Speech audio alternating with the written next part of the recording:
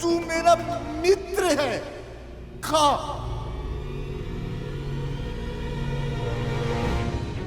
बाबा, मैं आपके लिए मांसाहार का प्रबंध कर दूंगी, पर अभी कुछ तो खा लीजिए।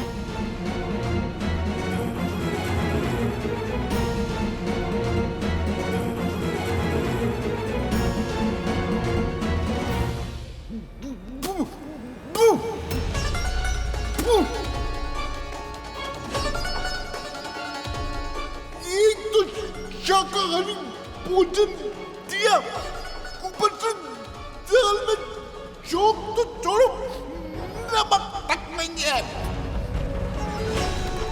तू वो देख, मेरा स्वान भी तेरा भोजन नहीं खा रहा है। ले जा यहां से, लेके जा इसे।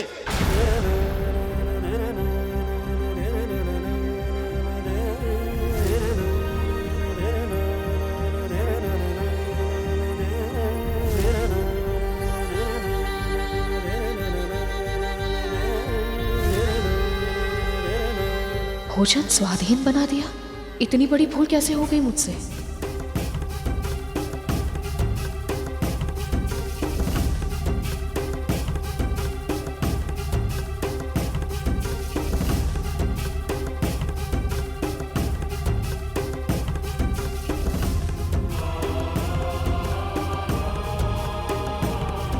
ये तो बिल्कुल ठीक है।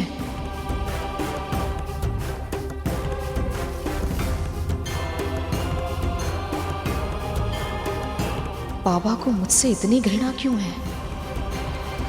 इन्हें प्रसन्न करने के लिए और क्या करूं मैं? विंता माँ की समस्या तो और भी अधिक गंभीर हो गई है प्रभु। अपनी सुध बुध भूल कर वो इन बाबा की कितनी सेवा कर रही हैं, पर ये तो उन्हें प्रताड़ित ही किए जा रहे हैं, और अब इनके कारण कद्रू माँ भी विंता माँ को दंड देगी। मुझे तो ये समझ नहीं आ रहा कि विंता माँ इन्हें सह क्यों रही है।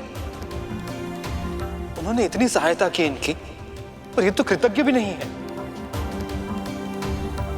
ये कृतज्ञ नहीं है, इसका अर्थ ये तो नहीं कि किसी को भी इनकी सहायता नहीं करनी चाहिए।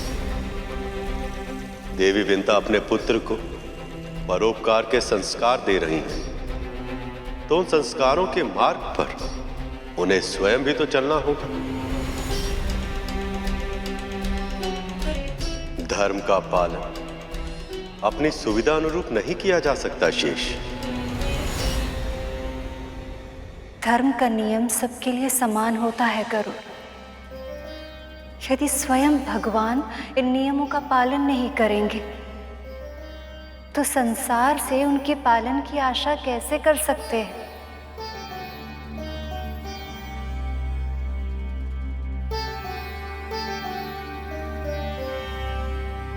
प्रभु ने भी यही कहा था मां। क्योंकि वो जानते हैं कि ये नियम है।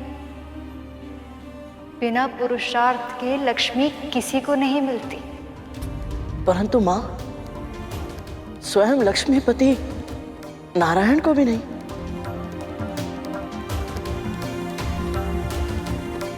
सबको लगता है कि मैं नारायण के पांव दबाती हूँ, उनकी सेवा करती हूँ, लेकिन ये कोई नहीं जानता कि मुझे सदैव अपने साथ रखने के लिए वे कितने पुरुषार्थ करते हैं। और अब भी उन्हें वही करना होगा। वो चेष्टा कर रहे हैं मां। समुद्र मंथन की घोषणा कर चुके हैं प्रभु। देवताओं को दानवों के साथ संधि करने का आदेश भी दे चुके हैं। अब बस भय केवल इस बात का है कहीं इसमें अधिक देर ना हो जाए।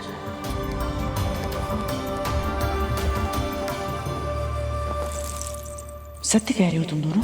हाँ माँ, हमने अपनी आंखों से देखा। गरुड़ के पंख से बने आसन पर बैठा था वो। माँ बुड्ढा है तो बहुत ही दुर्बल और दुर्गंध से एकदम भरपूर, पर विमाता विंता को बहुत यातनाएं दे रहा है। विमाता भी बहुत विचित्र है, सब कुछ चुपचाप सहे जा रही थी।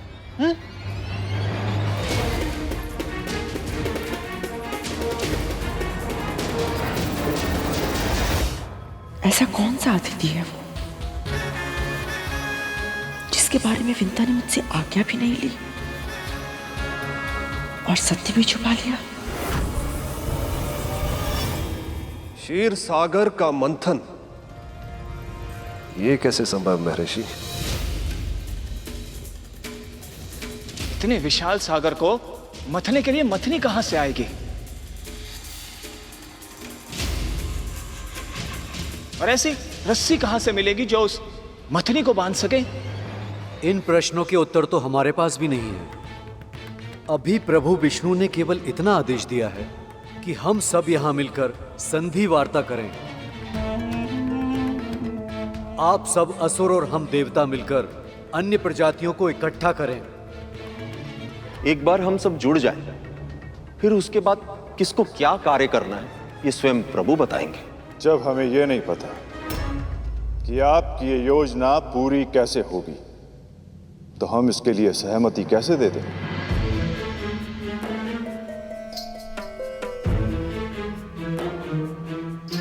महाराज बलि, यदि आपकी इच्छा हो तो मैं अपनी तपस्या से स्वर्ग का वैभव पुनः प्रकट कर सकता हूं,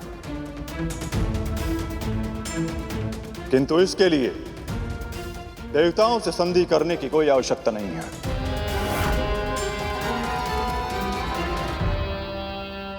क्षीर सागर बहुत गहरा है गुरुदेव, और हमारे अतिथियों की भाव भंगिमाएं बता रही हैं अब तक जो कहा गया है उससे कहीं अधिक गहरा है इनका यहां आने का उद्देश्य। मुझे क्यों ऐसा लग रहा है कि केवल बहुमूल्य रत्न, ऐश्वर्य, अप्सराएं और श्री लक्ष्मी जी ही सागर से बाहर नहीं आएंगे, कुछ और भी छुपा है समुद्र के गर्भ में। नारायण नारायण, आप सही कह रहे हैं महाराज। समुद्र मंथन से एक ऐसी वस्तु प्रकट होगी जो किसी और उपाय से पाना असंभव है, और वो है अमृत। अमृत, अमृत।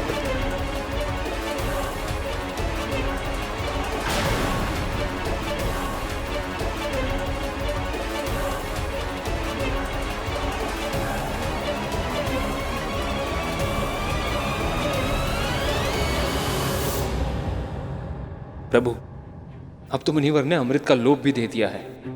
अब तो असुरों को मंथन करना ही पड़ेगा। अमृत का लोभ असुरों को संधि करने के लिए उत्साहित तो कर सकता है, पर हो सकता है कि यह पर्याप्त ना हो। वो कैसे प्रभु? यदि एक बार असुरों ने समुद्र मंथन के इस विराट कार्य में भाग लेने का वचन दे दिया, तो इस कार्य में कितनी भी कठिनाइयां क्यों ना आ जाए, वे अपने वचन पर अंत तक दृढ़ रहेंगे। क्योंकि यदि ये मंथन बीच में रुक गया तो प्रलय भी आ सकती है, फिर देवी लक्ष्मी कभी लौटकर वापस नहीं आएंगी, सृष्टि का संतुलन पूरी तरह से बिगड़ जाएगा। और यदि ऐसा हुआ तो सब नष्ट हो जाएगा, सब।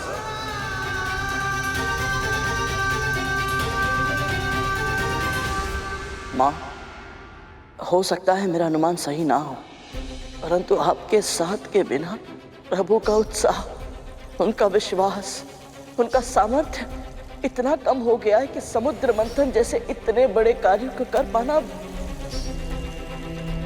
अब जाने संभव हो पाएगा या नहीं।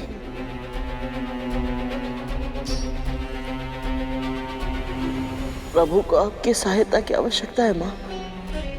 माँ, यदि आप अभी मेरे साथ विष्णु लोक नहीं चल सकती तो कुछ ऐसा कीजिए ना जिससे प्रभु को आपके साथ होने का आभास हो। स्वामी से दूर रहकर भी उन्हें अपनी शक्ति दे पाऊं, ऐसे कैसे कर सकती हूं मैं?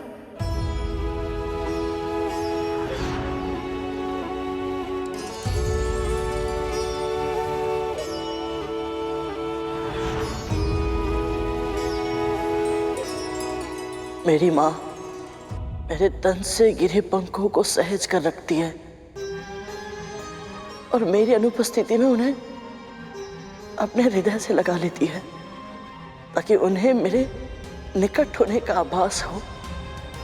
माँ, आपके पास भी कुछ ना कुछ अवश्य ही ऐसा होगा जिसे छूकर प्रभु को आपके निकट होने का अनुभव हो।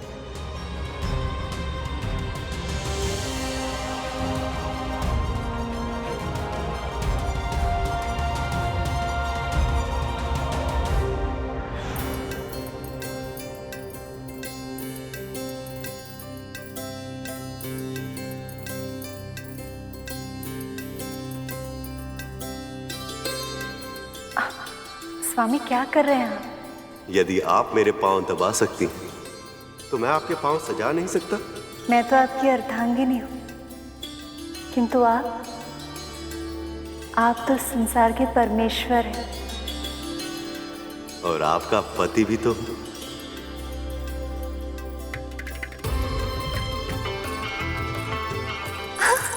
अरे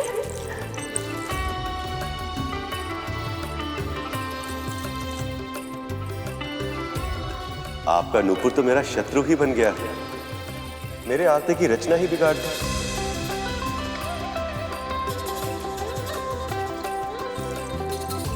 नहीं स्वामी, ये मेरे सुहाग का चिन्ह है।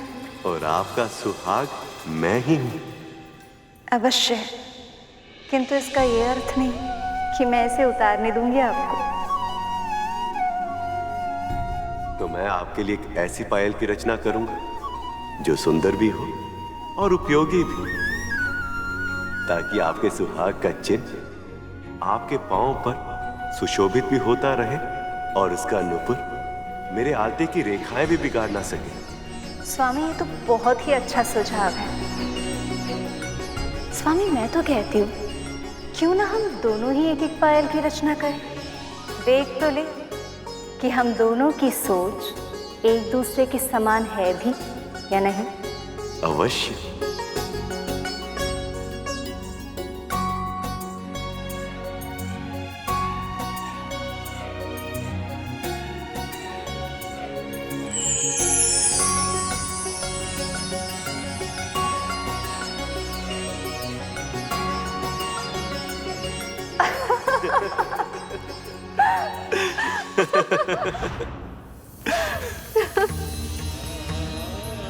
क्या हुआ माँ? कुछ नहीं, बस ऐसे ही अतीत के हास परिहास की कई बातें पहले आंखों में अश्रु ले आती और फिर मुख में मुस्कुराहट।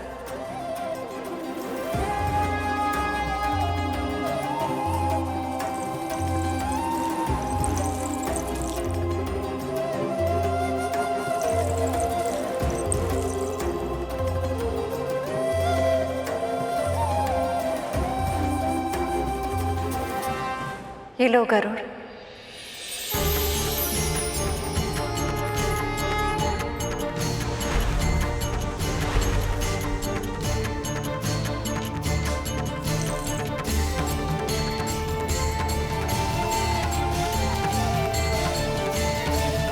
जब मैं इसे लेकर प्रभु के पास पहुंचूंगा तो वो कितने प्रसन्न हो जाएंगे। निर्जीव होते हुए भी पायल उनके अधरों पर आशा का, आंखों में भविष्य की झांकी का और हृदय में संकल्प का संचार कर देगी। उनका मन विश्वास से भर उठेगा और उनका आत्मबल और भी प्रखर हो जाएगा। हे परमपिता, मुझे अपनी सेवा करने की शक्ति दीजिए। स्वामी को मेरे ये पायल दे देना, ये उन्हें स्मरण दिलाएगी कि हम चाहे कितने भी दूर क्यों ना हो, किंतु हमारी विचार शक्ति, हमारी कल्पना, हमारी पीड़ा, ये सदैव ही एक समान रहेगी। माँ, आपको ऐसे अकेले छोड़कर जाने का मन नहीं कर रहा। मुझे अकेले छोड़कर कहाँ जा रहे हो पुत्र? आशा देकर जा रहे हो कि मेरी यह विरह शीघ्र ही समाप्त होगी।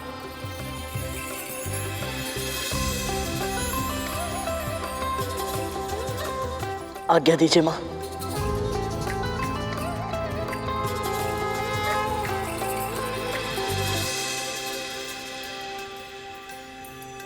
समस्याएं कितने भी कठिन क्यों ना हो,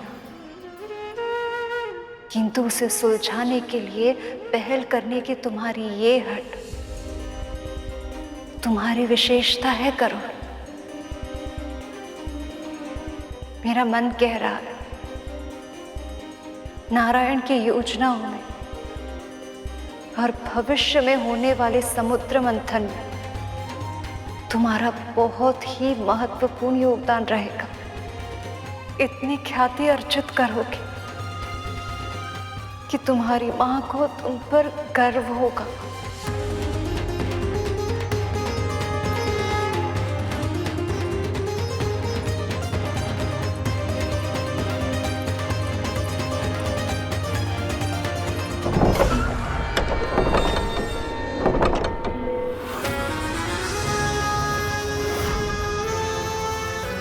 इतना तो साहस।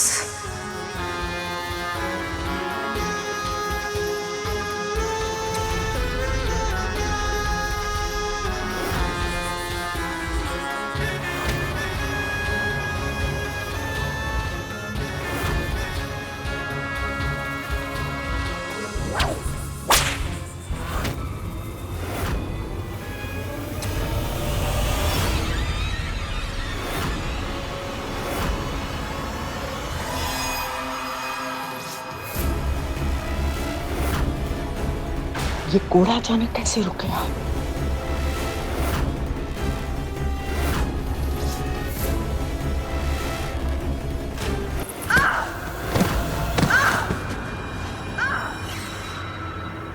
ये ध्वनि कैसी थी?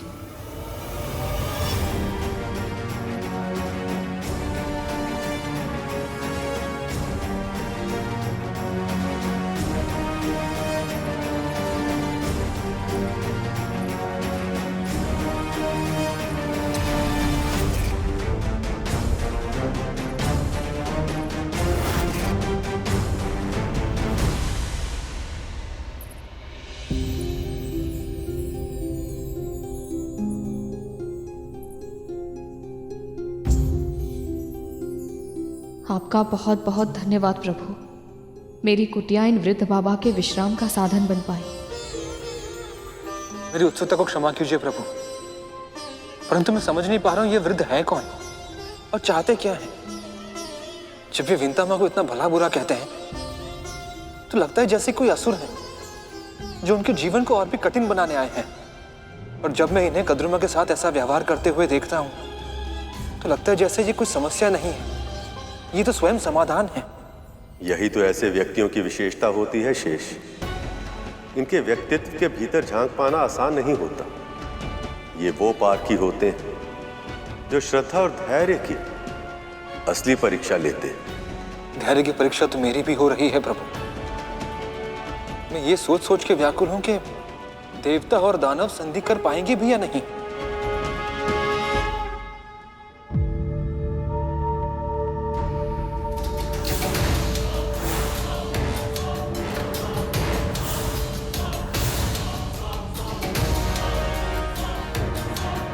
अमृत का लोभ इन असुरों की आंखों में स्पष्ट रूप से दिखाई दे रहा है देवराज इंद्र। अब ये असुर अवश्य ही सहमत हो जाएंगे।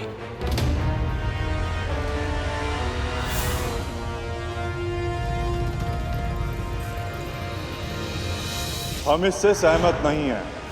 हम इससे सहमत नहीं हैं। हम इससे सहमत नहीं हैं। ये क्या हो गया प्रभु? यदि असुरों ने देवताओं की सहायता नहीं की तो ये समुद्र मंथन नहीं हो पाएगा। और यदि ये मंथन नहीं हुआ तो क्या महालक्ष्मी और आपके दर्शन एकत्र कभी नहीं हो पाएंगे।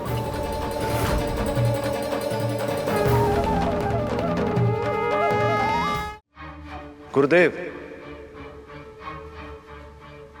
देवता हमें अमृत का लोभ दे रहे हैं। महाराज बलि, इनके लोभ के जाल में मत फंसिए। ये देवता हमारे पास इसलिए आए हैं क्योंकि इन्हें समुद्र मंथन के लिए असुरों की अपार शक्ति की आवश्यकता है। किंतु जब समय आएगा तो अमृत की एक बूंद भी असुरों को नहीं मिलेगी। ऐसा नहीं होगा महर्षि। समुद्र मंथन के शुभ कार्य में जो भी प्रजातियां भाग लेंगी, उन सबके बीच में समुद्र के गर्भ में जो चीज भी प्रकट होगी वो सब बराबर मात्रा में बांटी जाएगी।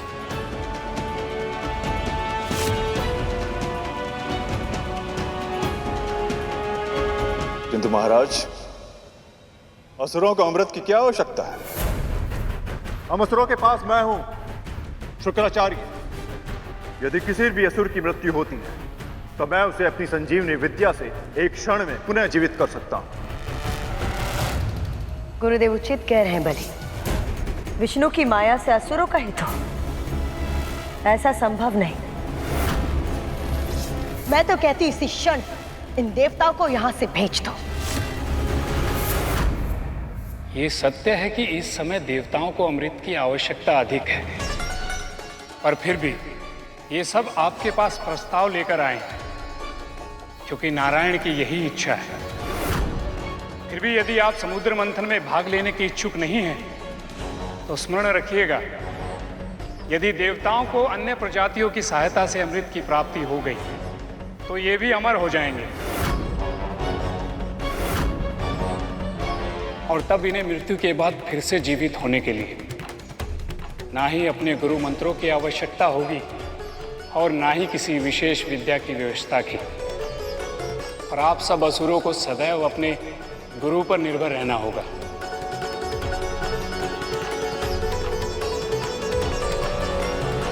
विचार कीजिए असुरराज, तब क्या होगा जब गुरु शुक्राचार्य आपके निकट नहीं होंगे, जब ये कहीं तपस्या के लिए दूर निकल जाएं और कोई पक्षी गजासुर और सिंह मुखम जैसे विकट असुरों को जीवित ही निकल जाए।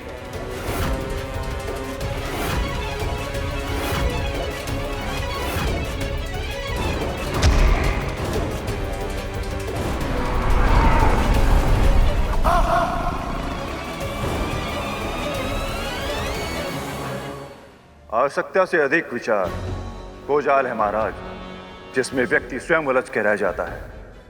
ये षड्यंत्र है, पहचानिए इसे। नारद मुनि संसार के सर्वश्रेष्ठ वक्ताओं में से एक हैं। इनके शब्दों के प्रभाव में मत आइए।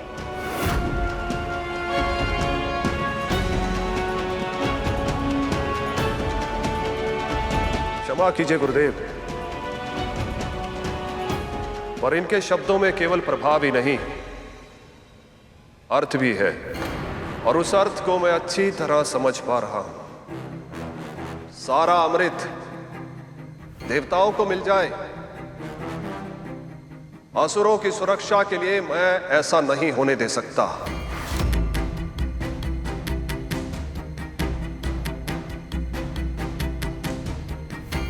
यदि समुद्र मंथन ही एकमात्र उपाय है जिसके माध्यम से असुरों को अमृत का अंश मिल सकता है, तो यही सही है।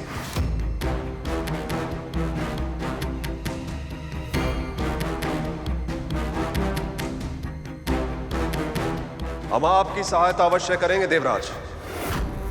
हम असुर समुद्र मंथन में अवश्य भाग लेंगे। मैं असुराज बलि वचन देता हूं।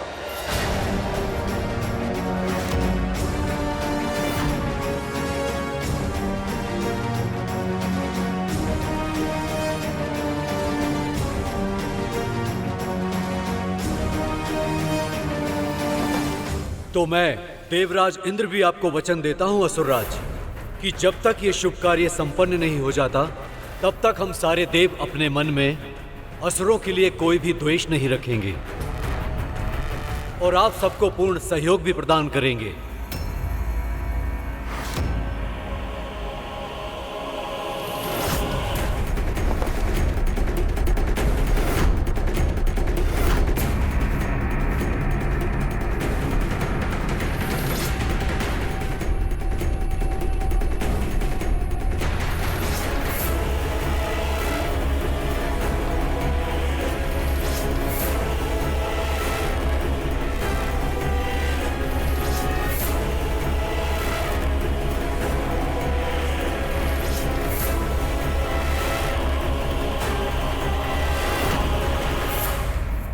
प्रभु, अब तो देवताओं और असुरों की संधि हो चुकी है।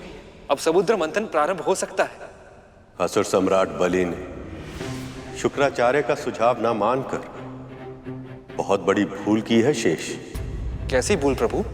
यदि गुरु का अनादर करके कोई भी कार्य किया जाए तो सफलता नहीं मिलती, केवल पतन होता।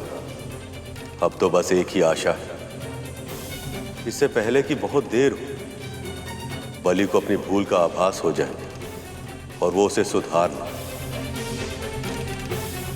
अन्यथा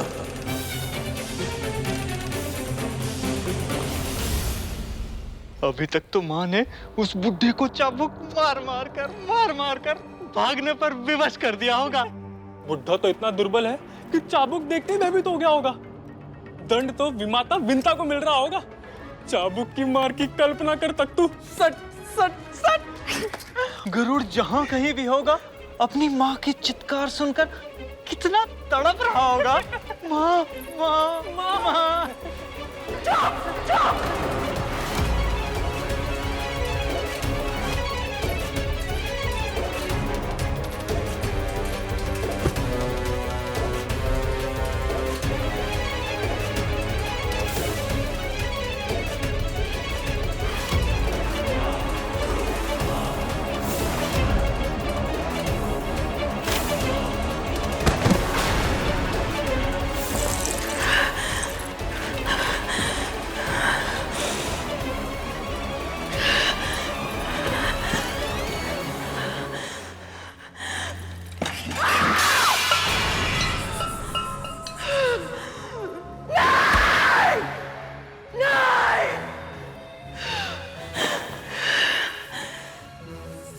इतिहास को दोहराने नहीं दूंगी मैं।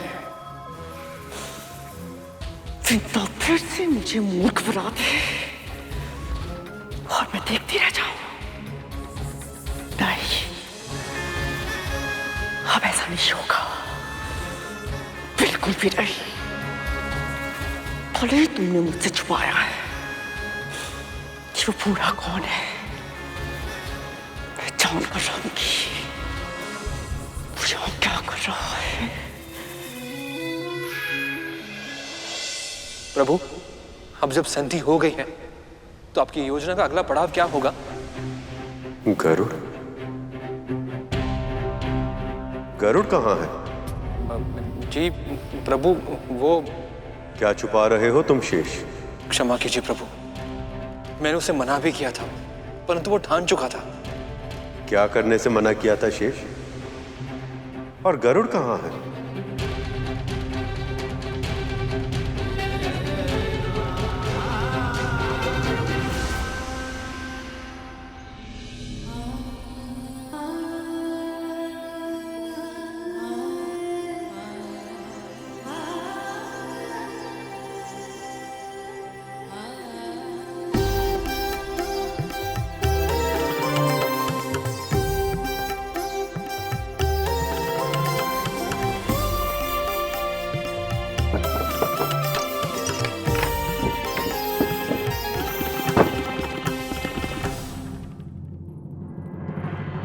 लगता है बाबा को उठने में अभी समय लगेगा।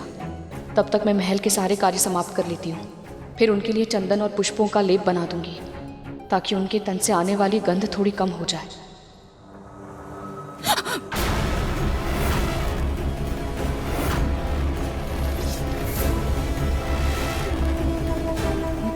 महारानी, आप इतनी शीघ्र उठ गई?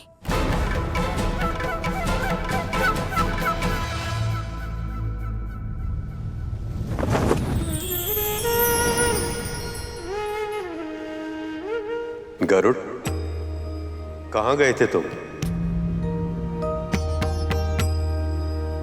क्षमा कीजिए प्रभु, मैंने आपकी इच्छा के विपरीत कार्य किया है, परंतु मुझे करना पड़ा प्रभु। ऐसे कष्ट की अवस्था में देख नहीं पाया। और मैंने क्या किया है तुमने गरुड़? मैं माता लक्ष्मी के दर्शन करने गया था। अभी उन्हीं से भेंट करके आ रहा हूं।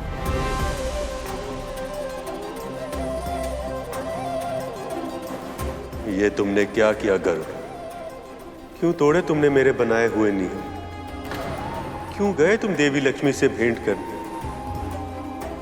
क्या सोचा था तुमने कि ये सब सुनकर मुझे प्रसन्नता होगी?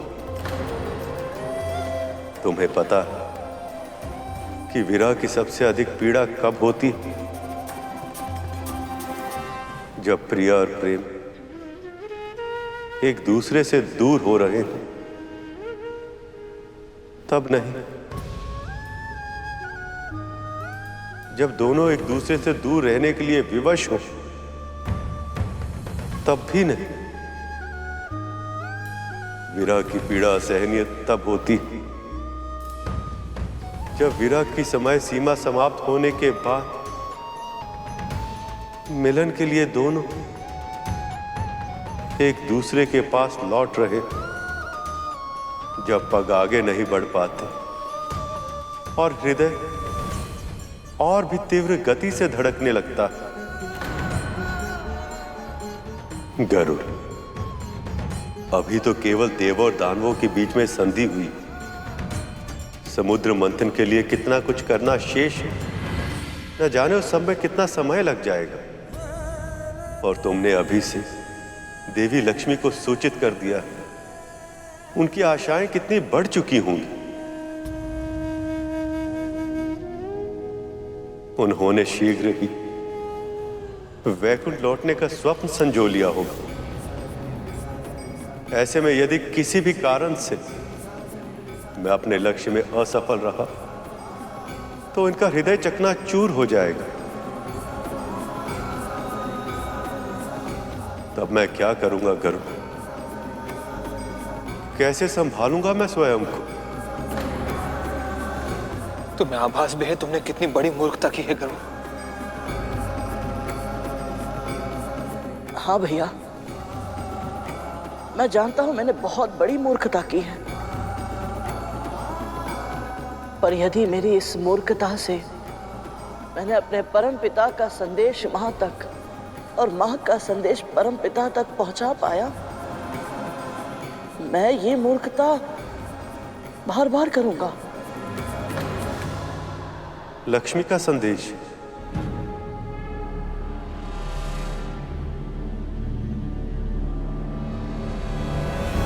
बहुत चिंता हो रही है मेरी। अधिक स्वांग करने की आवश्यकता नहीं है तुझे, सब जानती हूं मैं।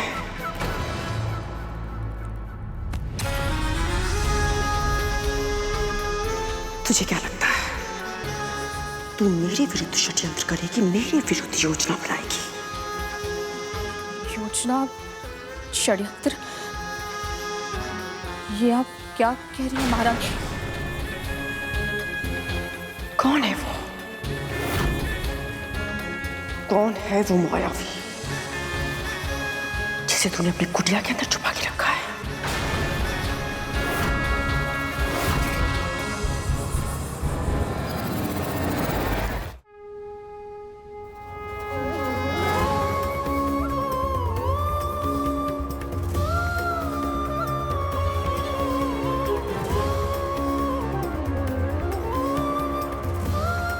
ये मां ने भेजी है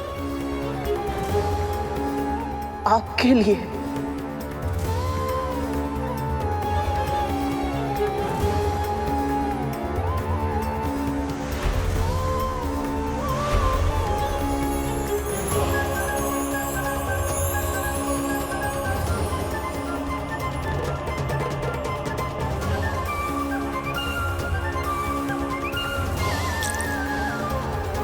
स्वामी मैं तो कहती हूँ क्यों ना हम दोनों ही एक एक पायल की रचना करें। देख तो ले कि हम दोनों की सोच एक दूसरे के समान है भी या नहीं।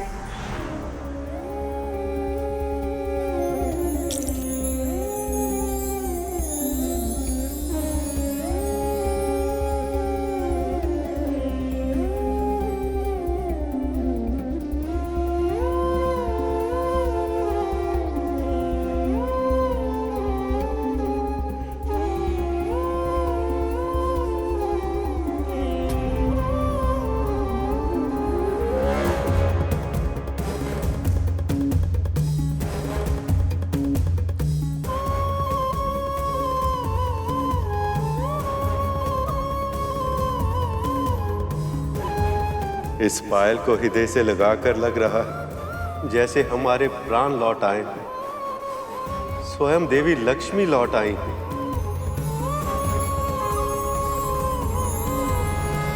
मायावी? नहीं महारानी, वो बस एक असहाय रोगी है। असहाय? कितना असहाय है वो, मैं स्वयं अनुभव कर चुकी हूं।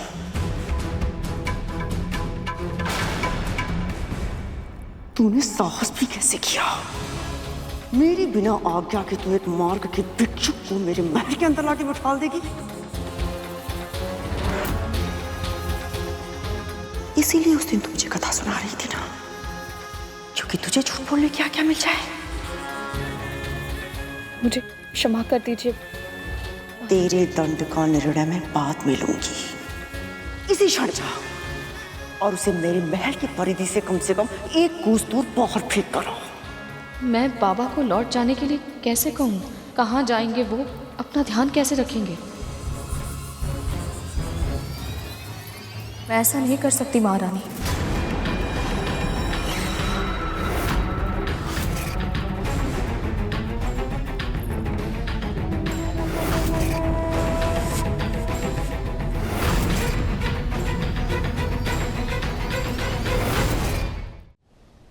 गरुड़, मुझे यह विश्वास नहीं हो रहा है कि तुमने ऐसा दुस्साहसी कार्य किया है।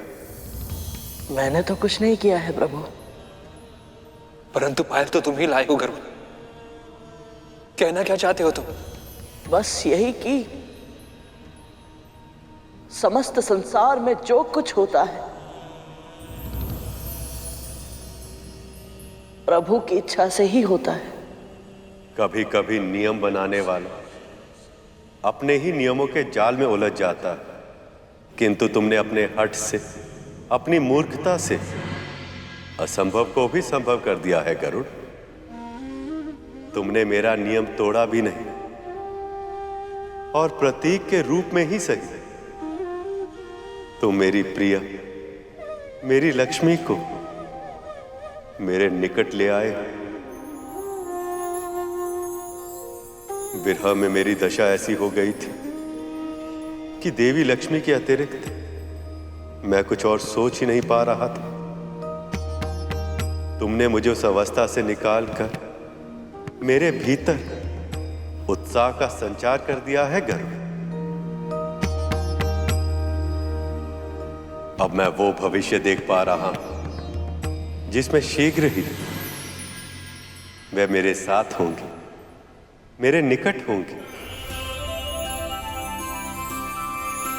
प्रेम के इस छोटे से संदेश ने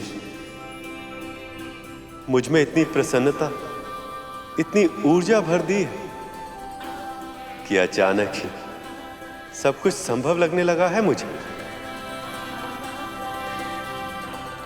सत्य तो यही है कि आशा की वास्तविक आवश्यकता हमें ही थी और देवी लक्ष्मी से मिलकर वह आशा तुमने हमें दी है गरुड़। मैं तो केवल माध्यम हूं प्रभु। ये लीला तो आप दोनों की ही है। ये सब हमारी लीला है, ये कहकर तुम बच नहीं सकते। सत्य तो यही है कि तुमने हमारी इच्छा के विरुद्ध कार्य किया और इसका दंड अब तुम्हें भोगना ही होगा।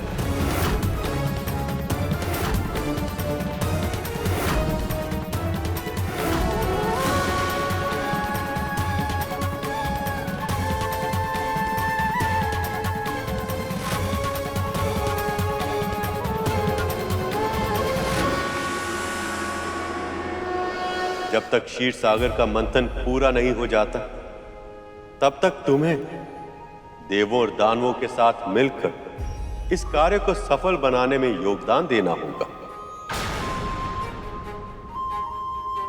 प्रभु, ये तो मेरे लिए सौभाग्य की बात होगी।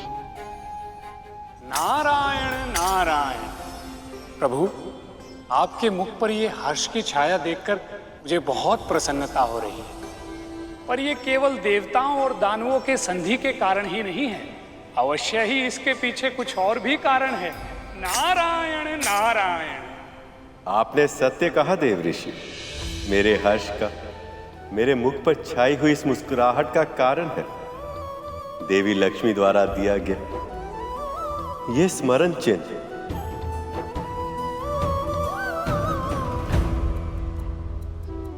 कौन कल्पना कर सकता है कि वियोग में अपनी प्रिया द्वारा दी गई ये पायल जैसी छोटी वस्तु भी अपने प्रेमी के हृदय को इतने उत्साह, इतनी आशा से भर सकती है। प्रभु, क्षीर सागर के मंथन के लिए अगला चरण क्या होगा? सबसे पहले एक ऐसी मथनी का प्रबंध करना होगा जिससे क्षीर सागर को मथा जा सके।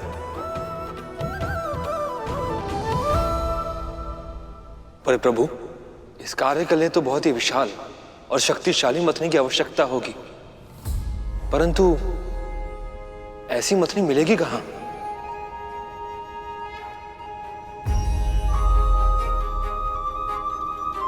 समस्त सृष्टि में एक ही वस्तु है जो ऐसी मथनी का कार्य कर पाने के योग्य है, वह है मंदराचल पर्वत।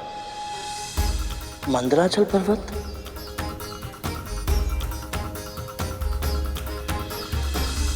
मंदराचल पर्वत बहुत ही विशाल है, साथ ही साथ सीधा, मोटा, गोलाकार और बहुत तेजवान भी है। क्षीर सागर को मथने के लिए इससे अच्छी मथनी मिलना असंभव है। तब तो हमें इसी क्षण उन्हें यहाँ ले आना चाहिए मुनिवर। जितनी शीघ्र मथनी का प्रबंध होगा उतनी ही शीघ्र मंथन प्रारंभ होगा। देव ऋषि, समुद्र मंथन के लिए देवों और दानवों दोनों को एक पूरा का पूरा पर्वत उठाना पड़ेगा, पर यह कार्य इतना आसान नहीं, इसलिए आप पूरे समय उनके साथ रहिएगा ताकि दोनों ही पक्षों में कोई भी संधि के नियमों का उल्लंघन ना कर पाए।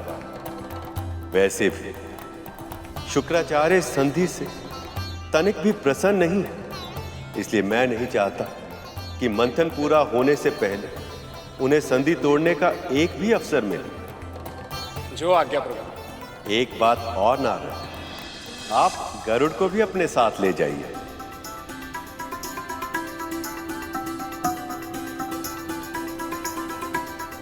प्रभु, इसमें मैं क्या योगदान दे पाऊंगा?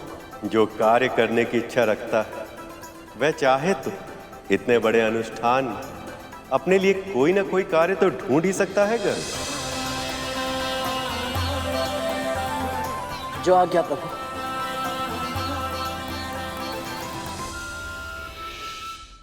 क्या कहा तूने? अतिथि देवो भव, ये तो आप भी जानती हैं ना।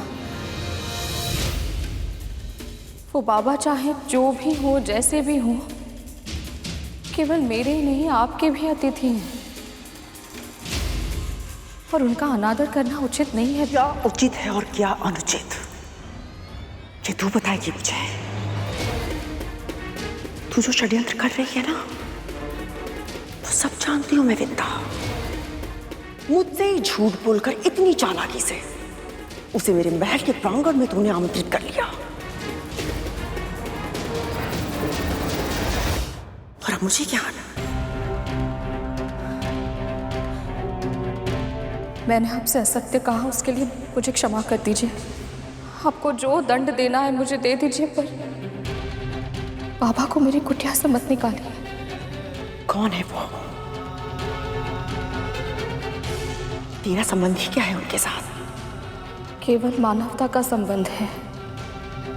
वो कौन है, कहाँ से आए हैं, मैं नहीं जानती। बस उन्हें इस हाल में देखकर मुझे उन पर दया आ गई और जो दूसरों की दया पर जीवित रहते हैं ना, उन्हें किसी और पर दया करने का अधिकार नहीं होता है।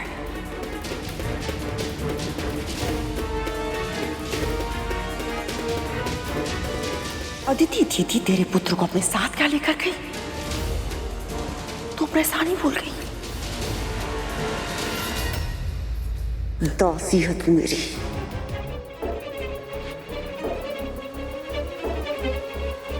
दासी।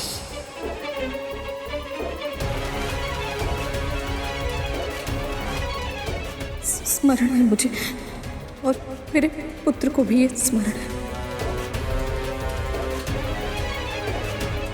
पर उन बाबा को जाने के लिए नहीं कह सकती मैं।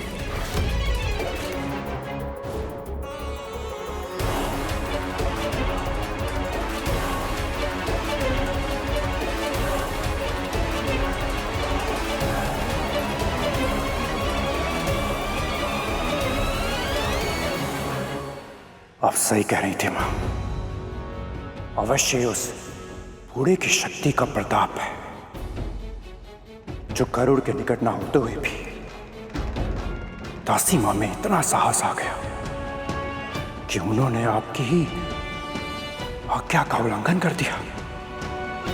पर आप चिंता ना करें मां, हम उस दुर्गंध के ढेर उस बुढ़े भिखारी को एक क्षण में इस महल से बाहर फेंक देंगे। समस्त सृष्टि में एक ही वस्तु है जो ऐसी मतनी का कार्य कर पाने के योग्य है, वह है मंदराचल पर्वत।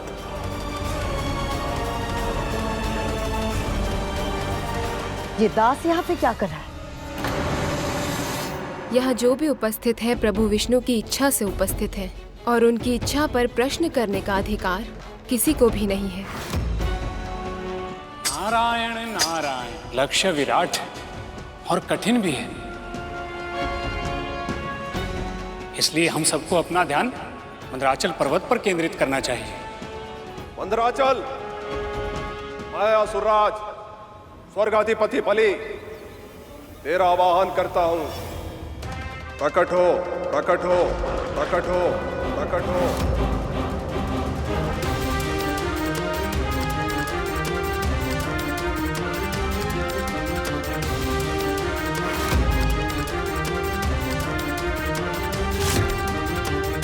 मैं देवराज इंद्र तुम्हें प्रकट होने का आदेश देता हूं मंदराचल। आदेश का अविलंब पालन हो, आदेश का अविलंब पालन हो, आदेश का अविलंब पालन हो।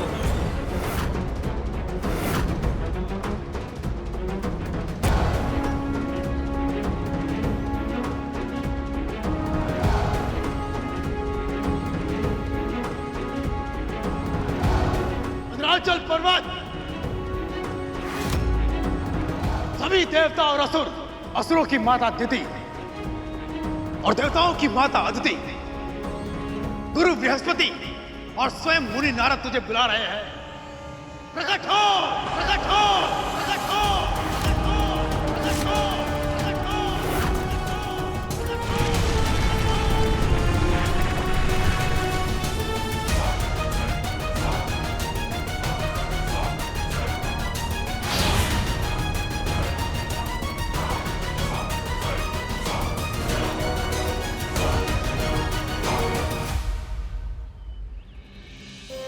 मेरा प्रणाम स्वीकार करें।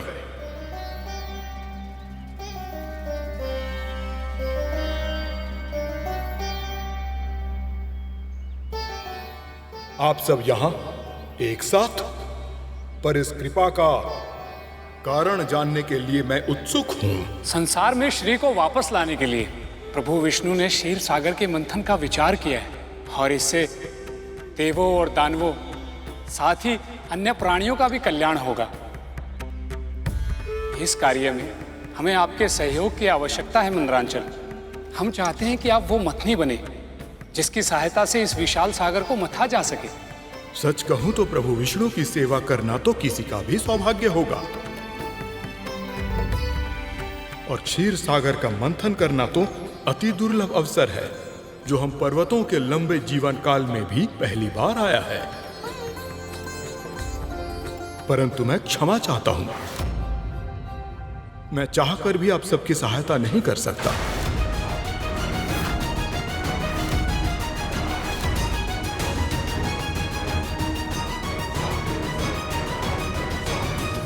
क्या मैं जान सकता हूँ आप इस महत्वपूर्ण घटना में अपना योगदान क्यों नहीं देना चाहते?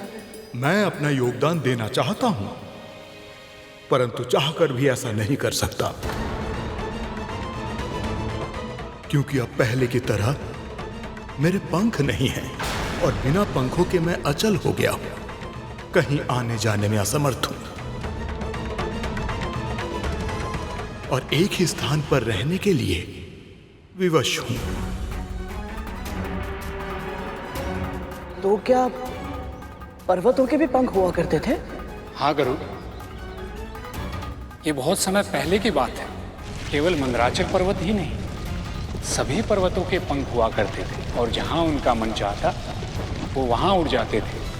वो कहीं भी आने जाने के लिए स्वतंत्र थे। पर इतने भारी भरकम पर्वतों के अचानक उड़ान भरने से न केवल उन पर उगे हुए वृक्ष और भारी भारी शिलाएं टूटकर नीचे गिर जाती थी, अपितु उन पर्वतों की कंदराओं में रहने वाले साधु संतों की तपस्याएं भी भंग हो जाती थी। इतना ही नहीं, वो फिर से भूमि पर जब लौटते तो भयानक विनाश जन्म लेता और उनके नीचे हर सजीव और निर्जीव वस्तु दबकर पूरी तरह नष्ट हो जाती थी। प्राणियों का बिना भय के जी पाना असंभव हो गया था। पृथ्वीवासियों का एक कष्ट देखकर स्वर्गाधिपति इंद्र से रहा नहीं गया और उन्होंने सभी पर्वतों के पंख काट दिए। तब जो जहां गिरा सदैव के लिए वहीं स्थापित हो गया। इंद्र के उस असावधानी पूर्वक लिए गए निर्णय के कारण अब मथनी का प्रबंध नहीं हो पाएगा।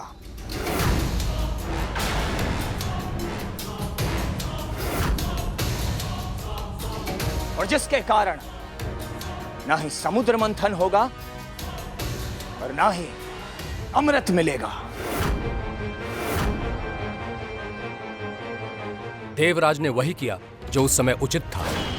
ना तो इसकी कल्पना की थी, ना ही भविष्यवाणी कि ऐसा समय भी आएगा जब इन्हें मथनी के रूप में किसी पर्वत की आवश्यकता पड़ेगी। जो व्यतीत हो चुका है वो अतीत है। हमें वर्तमान के बारे में सोचना चाहिए।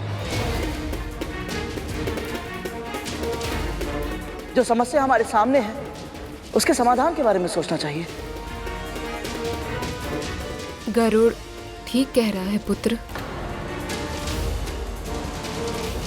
हे मंदराचल पर्वत, क्या कोई उपाय है जिसकी सहायता से आपको क्षीरसागर तक ले जाया जा सके?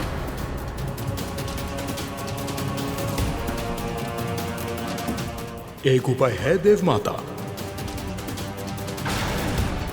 देवगण और असुर दोनों ही प्रजातियां अपने अपने बल के लिए सुविख्यात हैं। यदि यहां पर उपस्थित कोई भी बलशाली मुझे उठा सके तो वो मुझे क्षीर सागर तक पहुंचा सकता है।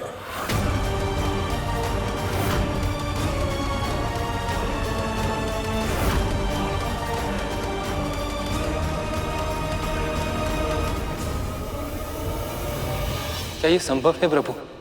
चाहे वो कोई भी प्राणी हो, मानव, दानव या देवता ही क्यों ना हो, पूरा का पूरा पर्वत वो कैसे उठा सकता है? मंदराचल को उठाना तो केवल एक प्रतीक है शेष। ऐसे कार्य का जो पहली दृष्टि में असंभव लगता है, किंतु प्राणी यदि आरंभ में ही ये सोच ले कि वह कार्य नहीं कर पाए तो वह कार्य कभी संपन्न नहीं हो सकता। किंतु यदि प्राणी अपने ऊपर और परमपिता परमेश्वर अर्थात मुझ पर विश्वास बनाए रखे तो पर्वतों को वह सहज ही उठा सकता है। ये शक्ति की परीक्षा नहीं, भक्ति की परीक्षा है शेष। अद्भुत प्रभु, अद्भुत है आपकी लीला। अब तो मैं ये जानने के लिए और भी आतुर हो गया कि आगे क्या होगा। असंभव है, अवश्य ही विष्णु का षड्यंत्र है। हमारी दृष्टि में हमें दुर्बल सिद्ध करके हम असुरों का मनोबल कम करना चाहता है ये। प्रभु विष्णु तो मां लक्ष्मी के वियोग में वैसे ही व्याकुल है। भला वो ऐसा कैसे कर सकते हैं? सभी को कोई ना कोई कार्य असंभव लगता है, और वो तब तक असंभव होता है जब तक कोई और उसे कर ना ले। मुझे विश्वास है महाराजा बलि मुझसे सहमत होंगे, क्योंकि कुछ ही समय पहले तक लगता था कि मृत प्राणियों को जीवित करना असंभव है, और फिर गुरु शुक्राचार्य ने संजीवनी विद्या की सिद्धि प्राप्त कर ली और सब कुछ बदल गया। नारद मुनि सही कह रहे हैं मां। जब तक आपका आशीर्वाद हमारे साथ है, ऐसा कौन सा कार्य है जो असंभव है, जो हम असुर संभव नहीं बना सकते। यदि असुर नहीं कर पाए तो हम देवता अवश्य कर लेंगे।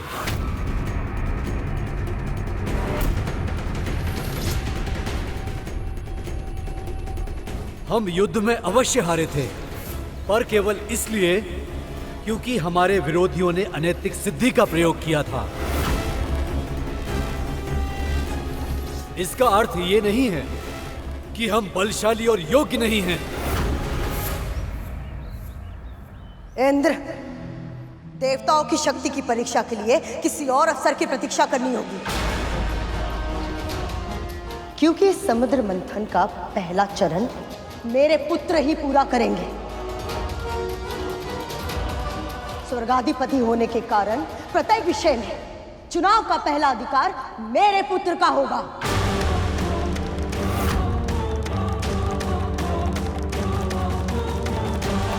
इतना बड़ा लक्ष्य सामने है, पर उस पर ध्यान केंद्रित करने के स्थान पर ये सब आपस में झगड़ा क्यों कर रहे हैं? अवश्य।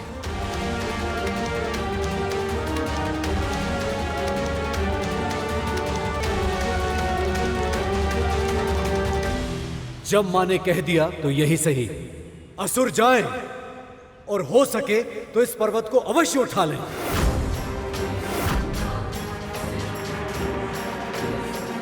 देवता जानते हैं कि यह धर्म का कार्य है, प्रभु विष्णु के लिए बहुत आवश्यक है ये, तो फिर ये ऐसी मनोकामना क्यों कर रहे हैं कि असुर असफल हो जाए?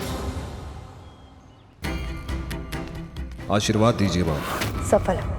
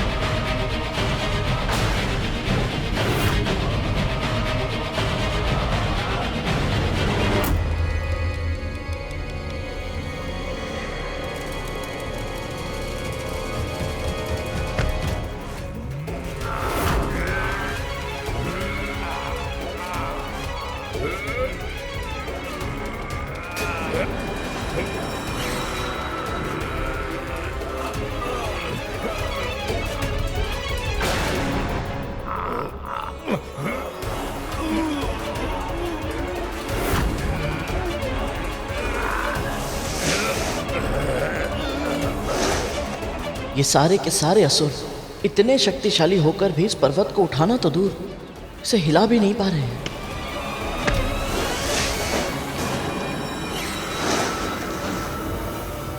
जब थक जाए तो बता दीजिएगा असुरराज, हम स्वयं उठा लेंगे इस पर्वत को। जब थक जाए तो बता दीजिएगा असुरराज, हम स्वयं उठा लेंगे इस पर्वत को।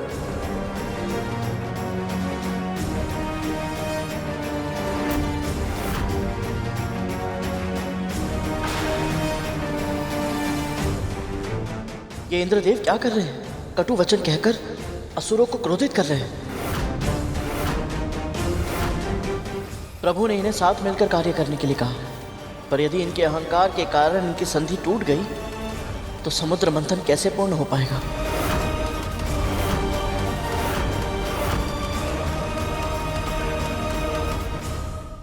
पक्षीराज गरुड़ के साहस भरे कारनामे देखने के लिए चैनल को सब्सक्राइब करें और साथ ही बेल आइकॉन दबाना न भूलें।